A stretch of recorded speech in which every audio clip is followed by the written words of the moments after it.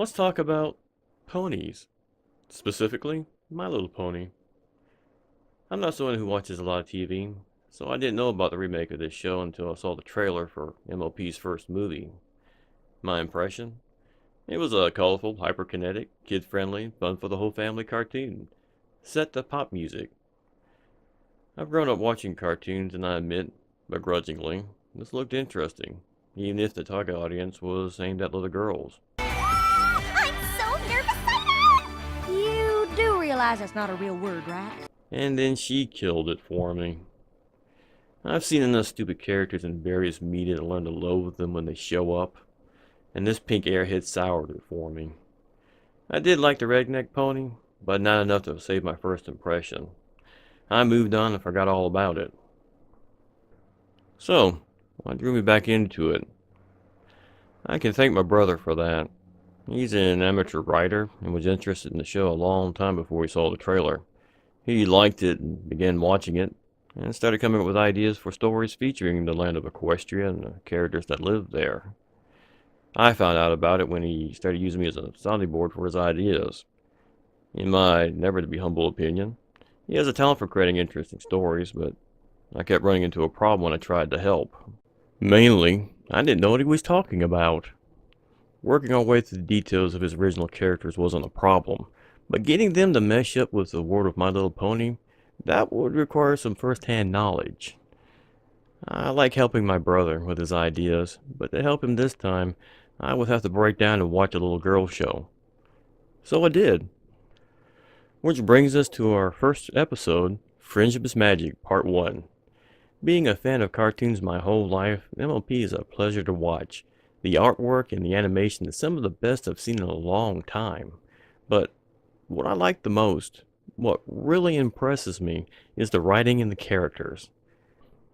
We're introduced to Twilight Sparkle, her long-suffering assistant Spike, and their quest to thwart the imminent return of Nightmare Moon, which is off to a rocky start when her mentor and teacher, Princess Celestia, dismisses her warning and throws her antisocial bookworm of student outside to go play. And by play I mean she's sent out to help prepare for the annual Summer Sun celebration, and, unsurprisingly, to go make some friends. I haven't met you yet, Princess Celestia, but I'm officially your biggest fan. Keep tossing those basement dwelling geeks out into the sunlight. It'll do them some good. I like Twilight Sparkle. This smart little pony didn't let her mentor's dismissal stop her from going ahead to find the proof of the imminent return of Equestria's greatest foe. Hey, I'm confident even with her lacking the skills, Twilight should have no problem making new friends in Ponyville. Maybe the ponies in Ponyville have interesting things to talk about. Come on, Twilight, just try. Whoa, wait, except with her. No, Spike. Bad dragon. Bad dragon. Don't make Twilight be friends with that pink nightmare. Hello? That's right. You better get out of here. Trust me, folks. Letting the smart pony team up with the dumb pony causes the smart one to start losing IQ points. I don't think we want that to happen to the one who's trying to save the world, now do we? After her thankfully failed attempt at making friends with the pink doofus, Twilight decides to rush through the preparations for the Summer Sun celebration so she can get back to her quest. Holding true to Twilight's luck, that has mixed results, but we're introduced to the rest of the cast, starting with my earlier favorite, Redneck Pony. Just kidding. Her name is Applejack. She is a nurse pony and local Ponyville farmer who's been charged with providing the victuals for the celebration, with the help of her large and extensive family. Okay, well, I can see the food situation is handled, so we'll be on our way. Aren't you gonna stay for brunch? Sorry, but we have an awful lot to do. No, Twilight. Don't look her in the eyes. Don't look the little filly in the eyes. Fine. Well, that's it, folks. World's over because Twilight couldn't say no to Applejack's daughter. Oh, wait. I meant sister. Applebloom is her sister. Sorry, I got confused because of a fanfiction I've been reading. I ate too much pie. At least Twilight won't go into darkness on an empty stomach. Slowly trudging to the next name on her list, Twilight's introduced to... Sorry, is assaulted by Rainbow Dash. The Pegasus is charged with keeping the weather free and clear for the celebration. How about this? My very own patented Rain Blow Dry. No, Don't thank me. You're quite welcome. I hope she's better at managing the weather than she is a hairdresser. But kidding aside, this is my second favorite scene of this episode.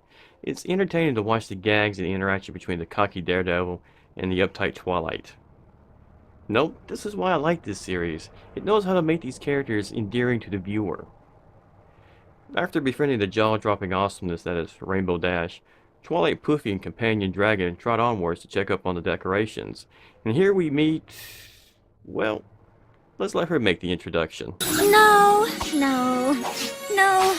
Oh, yes! Sparkle always does the trick, does it not? Why, Rarity, you are a talent. how are my spines? Are they straight? Be careful, Spike. 1,000 bronies just marked you for death for daring to come between them and their waifu. Granted, I have to wonder how much of a match they'd be against a fire-breathing dragon that eats gems at snack time. Huh. I say make your move, pal. Looks like the way's clear for you. Elegant and proper. Rarity does Twilight a big favor by fixing her up, nearly thralling her in the process. A surprise mention of Caroline spares her an ultra-painful makeover and earns her a brand new friend. Running away would have been my reaction too. I told you about my second favorite scene of this episode. Now let me tell you about my first. But, let's pause for a musical intermission.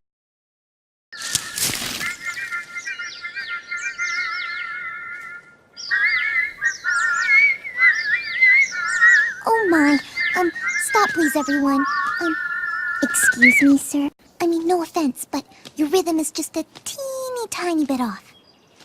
Now, follow me, please. A 1, a 2, a 1, 2, 3. Hello!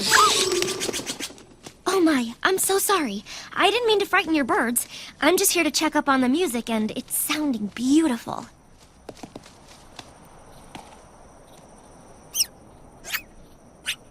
I'm Twilight Sparkle. What's your name? I'm Fluttershy. I'm sorry, what was that? My name is Fluttershy. Didn't quite catch that.